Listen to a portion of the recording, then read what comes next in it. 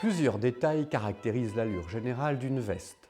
L'arrondi de ses basques, la hauteur et le positionnement des poches, le nombre de boutons, la largeur des épaules. La forme et le dimensionnement des revers également en disent long sur la spécificité d'une veste. Curieuse invention d'ailleurs que ce pan de tissu qui se retourne sur lui-même depuis l'intérieur. Il est difficile de situer précisément l'invention du revers de veste. Sous l'Ancien Régime, les habits militaires étaient souvent soutachés en tissu opposé qui donnait l'impression d'un évasement de l'intérieur sur le buste. Ce trait stylistique s'affirme toutefois en Angleterre à l'époque de la Régence. Le haut des habits s'élargit tant et si bien qu'il devient impossible de le fermer. Les deux pans virevoltent alors au gré du vent, apportant un panache très en vogue. Un portrait de Nelson daté de 1781 le représente vêtu d'un long habit plutôt souple dont les devants présentent deux excroissances sous l'encolure, ancêtres des revers modernes. Au fil du XIXe siècle, les revers vont se préciser. La liaison avec le col s'affine aussi. De la rencontre du pan de veste qui s'évase et du col qui se plaque sur la clavicule va naître la ligne d'anglaise, autrement dit l'encoche caractéristique de la forme du revers. Il en existe deux, le revers cranté classique et le revers en pointe. Le premier est universel, le second plus habillé. Suivant les époques, la dimension du revers varie beaucoup.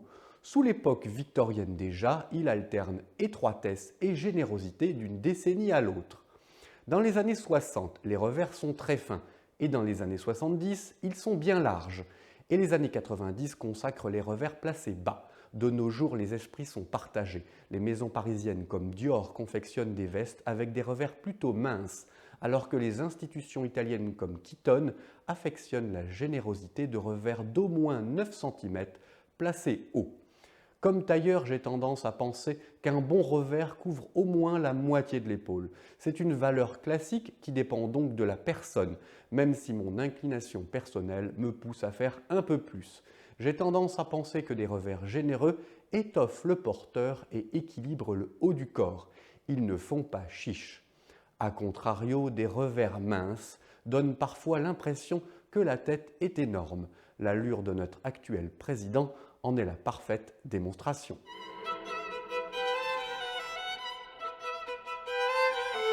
Durant de nombreuses décennies, la grande obsession des tailleurs fut d'obtenir des vêtements les plus nets possibles.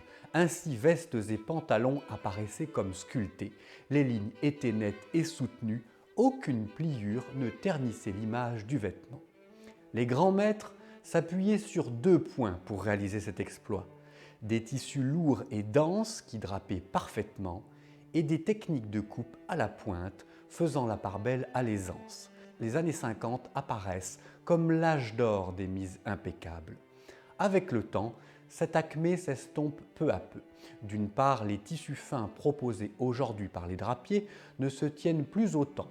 La finesse et la légèreté sont recherchées et elles s'opposent à la netteté, la fluidité devenant maître mot.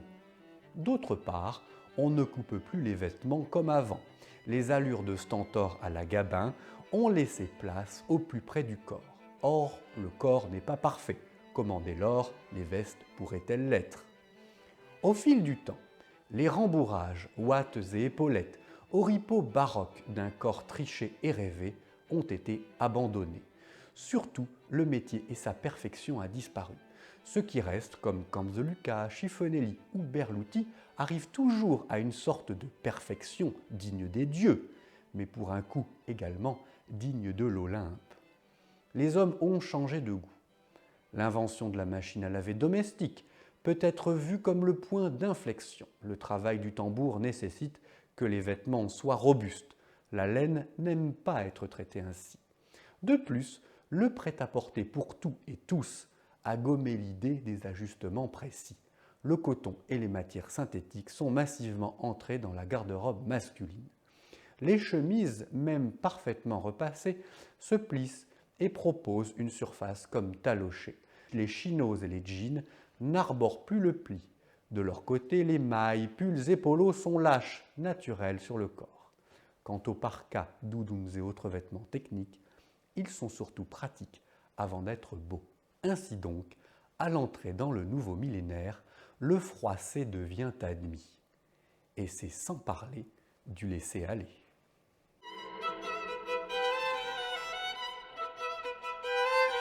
Lors de la commande d'une veste, le tailleur pose de nombreuses questions pour dessiner les contours stylistiques du futur vêtement. Une fois le drap sélectionné, il faut choisir une doublure. La variété des doublures est importante. À part quelques vestes d'été non doublées, les tailleurs ont recours à celles-ci pour exécuter ce que l'on appelle les propretés de l'habit, c'est-à-dire camoufler les valeurs de couture, les fonds de poche et les raccords internes. Les élégants pensent souvent que les doublures sont en soie. Erreur, la soie s'use très vite, notamment lorsqu'elle est frottée contre le coton de chemise. Le coton est un abrasif naturel de la soie, qui l'eût cru. Jusqu'au XIXe siècle, les doublures étaient souvent en satin de coton, épais et chaud. En Europe, dans les années 1880, sont inventées les premières soies végétales, des viscoses, commercialement appelées rayonnes. L'allemand Bimberg améliore la rayonne et crée en 1918 le Cupro, version haut de gamme de la viscose. Ces deux matières sont toujours utilisées de nos jours pour les vestes de qualité. La viscose est une matière naturelle, un dérivé de cellulose, donc de la pâte à papier. A l'inverse, les doublures réalisées à base de pétrole, comme celles en polyester, sont de la cochonnerie. Le prêt-à-porter pas cher les utilise à foison. Au-delà de la matière, il y a la couleur et c'est ici que le client bute souvent. J'ai toujours tendance à conseiller le ton sur ton, on s'en lasse moins. Doublure marine sur veste marine, grise sur veste grise. Mais toutes les fantaisies sont aussi admises. Il est sobrement possible de mettre un peu de couleur, un violet discret dans une veste bleue ou un rouge brique dans une veste grise. Si le prêt-à-porter italien affectionne ce goût, les faiseurs anglais aiment l'éclat de couleurs franches, rouge vif dans un tweed vert, fuchsia dans un costume de banquier. C'est selon.